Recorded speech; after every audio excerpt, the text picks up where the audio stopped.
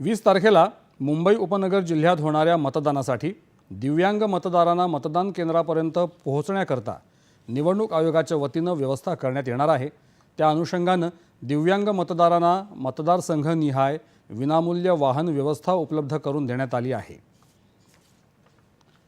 या व्यवस्थेचा लाभ घेण्यासाठी tiny.cc/s7b5yz या संकेतस्थळावर आवश्यक ती माहिती देण्यात आली आहे, अशी माहिती जिल्हा दिव्यांग समन्वयक अधिकारी प्रसाद खैरनार यांनी दिली आहे। मुंबई उपनगर जिल्ह्यात सुमारे 16,000 दिव्यांग मतदार आहेत।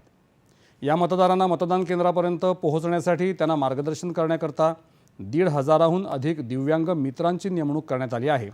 तसंच मतदानाच्या दिवशी दिव्यांग मतदारांची सोय व्हावी यासाठी 25 रिंग रूट आणि शटल मार्गावर समतल बस धावणार आहेत। या बसमधून हात दाखवा, बस थांबवा या पद्धतीनं दिव्यांग आणि ज्येष्ठ मतदारांना वाहतुकीची सुविधा मिळणार आहे।